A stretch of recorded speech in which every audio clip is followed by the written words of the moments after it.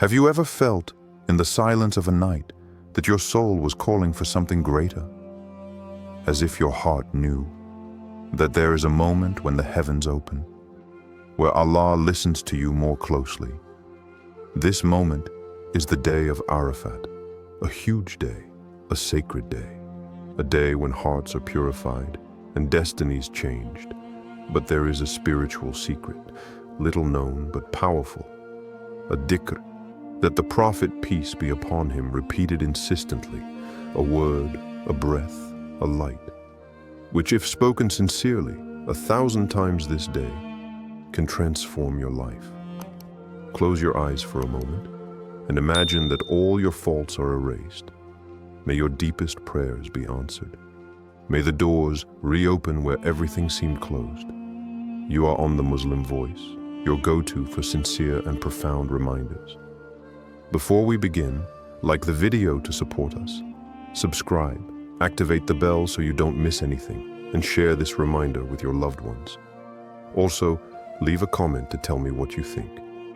May Allah bless you. And good video. This is not a dream. It is the power of the day of Arafat. And today, I'm going to reveal this forgotten secret to you. So stay until the end. Don't miss this divine key. 1. The greatness of the day of Arafat. There are days that go by without us realizing it. And then there are those who mark eternity. The day of Arafat is one of them. It is not just a day in the Islamic calendar. It's a cosmic rendezvous. A moment when the heavens open, where the angels descend, where the whole earth becomes a place of supplication. It's a spiritual peak, a summit of rahmah, a day wrapped in light and mercy. The Prophet said, "There is no day on which Allah frees more souls from the fire than the day of Arafat." Authentic hadith reported by Muslim. Think about it for a moment. Thousands, millions, souls promised to punishment, erased from this destiny. For what? Because on this day, they dared cry before Allah. They stretched out their hands to the sky, and above all, they have hoped for His forgiveness. This day is the vibrant heart of Dhul Hijjah. It is the day when pilgrims stand on the sacred plain of Arafat, draped in their ihram, tired but standing, broken but confident, and where their voices rise together in the same breath to the Lord of Heaven. They don't ask for wealth. They don't ask for power. They ask peace, purification, proximity of Allah. And Allah hears them. But the beauty of this day doesn't end there. For even those who are not on this blessed plain, even those thousands of kilometers away, can receive the same blessings. The Prophet also said, "Fasting on the day of Arafat atones for the sins of the past year and the coming year." Muslim. A simple day of fasting, and 2 years of sins are wiped away. Have you fully appreciated the power of this gift? It is not just a physical act. It's a spiritual purification, an elevation of the soul, a silent reminder. May Allah want to forgive you, that He will forgive you, that hitten that you return to Him. In the Quran, this moment is subtly evoked by the promised day, by the witness and the witnessed. Surah Al-Buruj 85, 2-3. According to several scholars, the promised day is the day of Arafat, and the witness, it's Friday. This is to say how much this day is testimony, engagement, and destiny. This day is the peak of the holy month of Dhul Hijjah. He is the pearl, the jewel, the time when Allah draws near, and where you are invited to do the same. You don't need to be in Mecca. You don't need to have any special status. All it takes is your heart to be there. Let your tongue remember. Let your soul turn. At that moment, even if you are far away, you will be as close as possible. So when the day of Arafat comes, don't let it slip away like an ordinary day. Prepare yourself, anticipate, purify yourself, and above all, young, pray, invoke, cry, because this might be the day your name is erased from the list of the damned. and registered among the freedmen. 2. The dhikr that the Prophet repeated more than any other, there are words, which are not simple sounds. These are keys of the weapons, of the lights. Words that have crossed the centuries, worn by the prophets, whispered in the caves, shouted on the battlefields, cried in night prayers. And among all these words, there is dhikr, which the Prophet placed above all others, notably the day of Arafat. He said, "The best of what I said, and the prophets before me, on the day of Arafat is, La ilaha illa Allah wahdahu la sharka lah, lahu al-mulku wa lahu al-hamdu wa huwa ala kulli shay'in qadr." Reported by At-Tirmidhi, Hadith Hasan. It's more than just a sentence. It's a cosmic formula, a distillation of faith, power, love, and submission. This is the supreme declaration, the cry of the soul that finally recognizes the only true king. De ilaha illa Allah, there is no deity with the right to be worshipped except Allah. Wahdahu de sharakala, He is alone, without partner. He is the creator and the sustainer.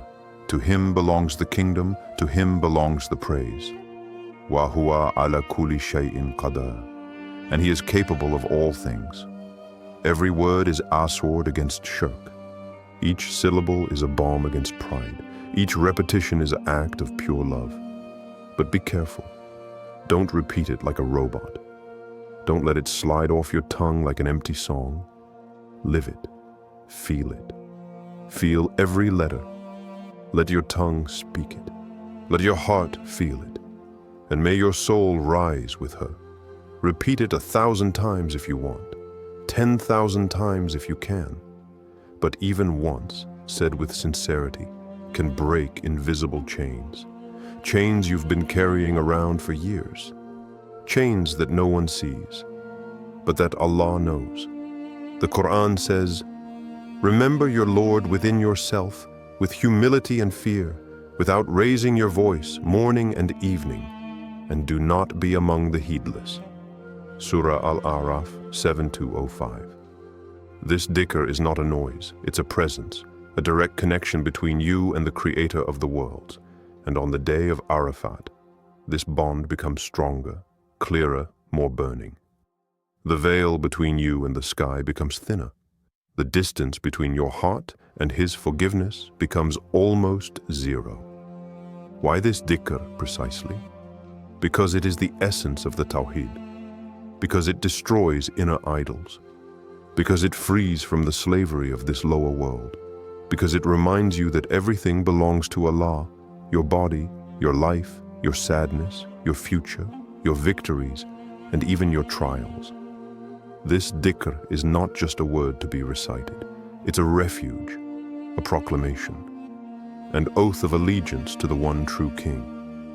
So when the day of Arafat comes, don't let your heart be silent. Repeat this formula again, again, and again. Let every word be a step towards Him, and every breath an ascent. It may be it is dhikr pronounced at the right time, with the right sincerity. That will change your life forever. 3. Why 1,000 times? The power of sincere repetition. Allah does not need you to repeat His names 1,000 times. He doesn't need your tongue to get tired, nor that your lips become dry. He is perfect. He is sufficient. But you need to repeat. You need to remind you again and again. Not because He forgets, but because you forget. The Prophet said, "He who says, La ilaha illa Allah wahdahu la sharka lah, 100 times a day, it is as if he had freed 10 slaves. 100 good deeds are recorded for him, erased 100 mistakes, and he is protected from the shaitan all day long." Bukhari and Muslim. 100 times. And look at all that is granted. Now imagine 1,000 times, not for the number, but for the state in which repetition brings you. You are no longer reciting. You enter a presence. You cross the layers of oblivion one by one. And with every word spoken with sincerity, there lay down a burden, They're break a wall. They're remind your soul why it was created. It's like wash a rusty heart. One pass is not enough. You have to scrub again. And the more you repeat, the more light enters. You don't just recite. You cry. You ask for forgiveness. You come back. The Quran says, those who believe and whose hearts find rest in the remembrance of Allah. Do not hearts find rest in the remembrance of Allah? Surah Ar-Ra'd 13:28. That's exactly it. It's not a magic formula. It's a door that opens. And every time you cross it, you get a little closer to Him. So yes, 1,000 times. But 1,000 times with your heart. 1,000 times with your need. 1,000 times as if your life depended on it.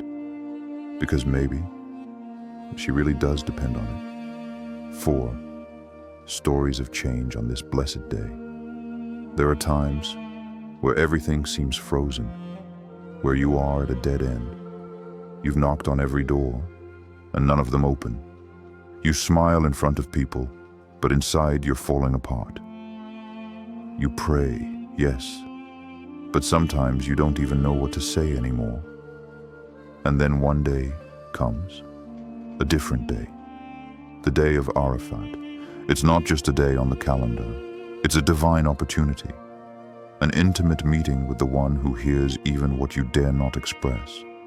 There are ordinary people, not scholars, not imams, people like you, like me, broken hearts, tired souls, who one day of Arafat collapsed in sujud, and Allah changed their lives. A brother told me with tears in his eyes, I was lost, no work, a debt that was eating away at me, a silent despair. That day I fasted, and I spent the whole afternoon to say only, La ilaha illa Allah, wahdahu la sharka la. I just kept crying. I wasn't even asking for specific things. I just poured my heart out. And wallah, in less than 40 days, Allah gave me a job, paid off my debt, and brought peace to my house. This is not a legend. It's not magic. It is real. Because when you turn to Him with truth, He answers you with power. And when my servants ask you concerning me, then surely I am near. I respond to the call of the one who calls upon me when He calls upon me. Surah Al-Baqarah 2:186. This verse is not abstract. He is alive. It is fulfilled in the lives of those who dare drop the mask, who dare to sincerely collapse before Allah, not just with the language, but with all their soul. And what better time than this blessed day, where invocations are carried high into the heavens, where the angels themselves observe and bear witness. Do you want a change? Do you want healing, an opening, an answer? So never underestimate this sacred day in the sincerity of your heart. True stories are often born in the tears of a sujud, under a burning sky of Arafat, or even in a silent room thousands of kilometers away. But Allah, He is never far away. 5. Practical advice for living this day to the fullest. You've been waiting for this day. You've heard about it. Maybe this time, you won't really live it. Not just getting through, more feel it, savor it, breathe it in. So here are some tips. Simple, but powerful. Fast if you can, even if it's hard, even if you feel tired.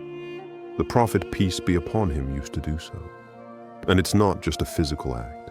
It is a gesture of love, an act of purification. Every hour of hunger is an hour when your heart becomes a little more detached from this world.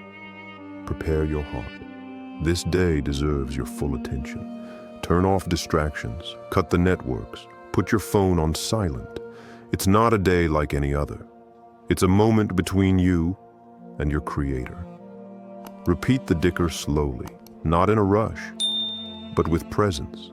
Spread it out over the day, 250 times in the morning, 250 after Dhuhr, 250 to Asr, and 250 before Maghrib. And at each repetition, take a break, breathe, feel. You're not counting. You are in the process of get connected. Make sincere dua, not words recited out of habit. Speak to Allah, like a lost child speaks to his father. Tell him about your pain, your shortcomings, your hopes. Pray for yourself, for your parents, for the ummah. Pray for those who no longer have the strength to pray. Read the Quran, even a little. Take Surah Al-Fatiha, meditate on it. Read Surah Al-Ikhlas, recite it as if for the first time. Read Al-Asr and ask yourself, am I among those who do good? Am I wasting my time, my life? By time, man is indeed in perdition, except those who believe and do righteous deeds. Truth is enjoined upon one another, and endurance is enjoined upon one another.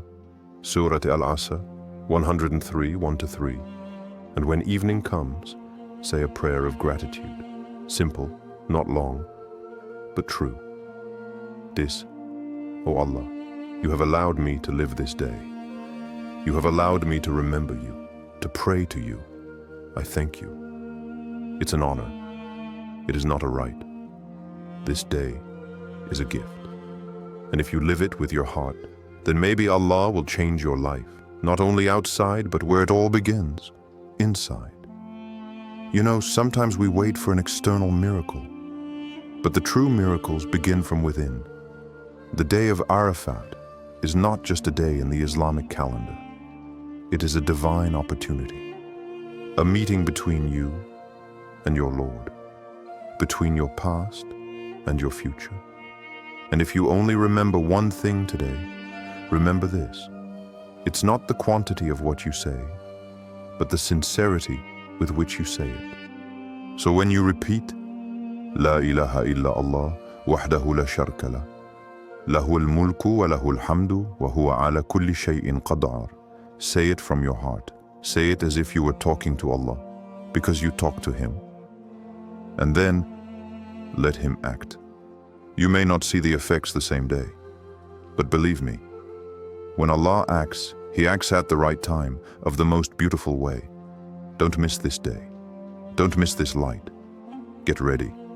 Address, repeat, cry, and give Him everything. The secret has been entrusted to you. Now it's your turn to live it.